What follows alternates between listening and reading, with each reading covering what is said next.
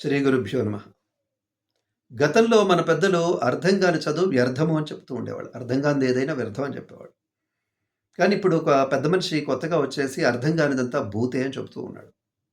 దీన్ని బట్టి చూస్తే మన ఇంట్లో చదువుకునేటువంటి పిల్లలు, నాకు రైమ్స్ అర్థం కావట్లేదు అంటే ఆ టీచర్ చెప్పింది భూత.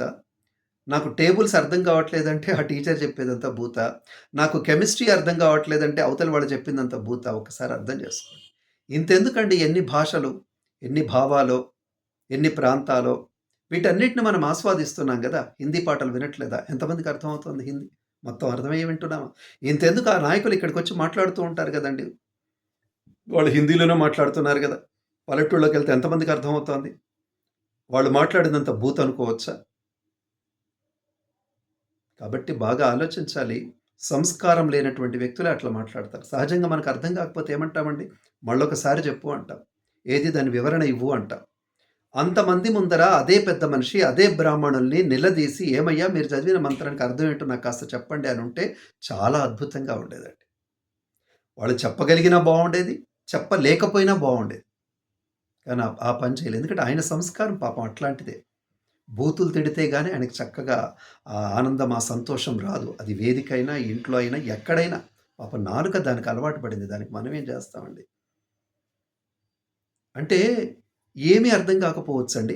కానీ శతమానం భవతి అనేటువంటి శబ్దం ఉంది గదా! అదైతే అర్థమవుతుంది. ఎందుకంటే చిన్నప్పటి నుంచి మనం నమస్కారం అనే పదం, శుభోదయం, సుప్రభాతం అనే పదం ఎంత వింటున్నామో, ఆ శతమానం భవతి అనేటువంటి పదాన్ని గూడా అట్లాగే వింటున్నాం. చివరికి అదే పేరు మీద సినిమా గూడా ఉంది.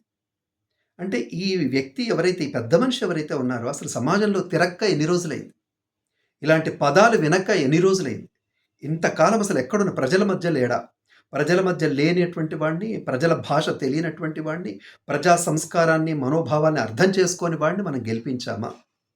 ఏంటో ఒకసారి మనం ఆలోచించుకోవాల్సినటువంటి అవసరం. ఎందుకండి ఇప్పుడు క్షమాపణ చెప్పాడు గదా! బ్రాహ్మణుల కోసం చెప్పలేదు, భాష కోసం చెప్పలేదు, సమాజం కోసం చెప్పలేదు.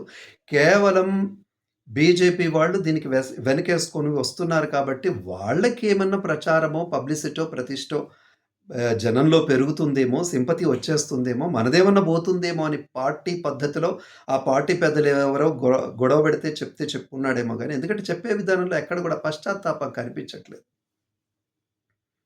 కాబట్టి అలాంటి వ్యక్తుల్ని క్షమాపణ అడిగి మరొకసారి మనల్ని ఇబ్బంది పడ్డమే అనవసరంగా. అవమానం పడ్డమే అవుతుంది. మరేం చేయాలి అంటే, సూదులు గుచ్చిన వాడిని, గుండెల్లో సూదులు గుచ్చిన వాడిని ఏం జేయాలో, గుణపాలు గుచ్చిన వాడిని ఏం చెయ్యాలో, కాళ్ళ కింద మంటలు పెట్టినటువంటి వాడిని ఏం చేయాలో అది చెయ్యాలి. అంటే అలా గుర్తుంచుకోవాలి. ప్రజలు గుర్తుంచుకోవాలి. ప్రజాస్వామ్యబద్ధంగా ఏ వ్యక్తిని ఎక్కడ ఉంచాలో అది నేర్చుకోవాలి ప్రజలు. మనం నేర్చుకోవాలి. నాది సనాతన ధర్మము అనుకున్న వాళ్ళెవరైతే ఉంటారో, నాది హిందూ ధర్మం అని గర్విస్తున్నటువంటి వాళ్ళెవరైతే ఉన్నారో, మన భారతదేశం చాలా గొప్పది అనుకోని గర్విస్తున్నటువంటి వాళ్ళున్నారో, నా సామాజిక వర్గం చాలా గొప్పగా ఉండాలి అనుకుంటున్నటువంటి వాళ్ళు, ఇలాంటి వాళ్ళ పేర్లు చెప్తే మన సామాజిక వర్గమో, లేదంటే మనమో చాలా నీచమైనటువంటి స్థితిలోకి ఉంటాం కాబట్టి, ఎవరైతే మన సమాజం చాలా గొప్పది అనుకుంటున్నారో, లేదు మనం ఒక సంస్కారవంతమైనటువంటి సమాజంలో జీవిస్తున్నాం అనుకునేటువంటి వాళ్ళు, ఇలాంటి వాళ్ళని గుర్తుంచుకొని ఎప్పుడు, ఎక్కడ, ఎలా, ఏ విధంగా సమాధానం చెప్పాలో, ఆ విధంగా సమాధానం చెప్పాలి గానీ, ఇలాంటి వాటి వల్ల, ఈ మీటింగ్‌ల వల్ల, వాళ్ళు వీళ్ళు మాట్లాడుకోవడం వల్ల ఎలాంటి ప్రయోజనం ఉండదు. ఆ వ్యక్తికి కనీసం తను అన్నటువంటి మాటల్లో చీమ కుట్టినట్టుగా గూడా లేదు. పశ్చాత్తాపం అస్సలంటే అస్సలే లేదు. కాబట్టి అలాంటి వాళ్ళని క్షమాపణ అడక్కండి. అనవసరంగా సమయమంతా వృధా చేయకండి.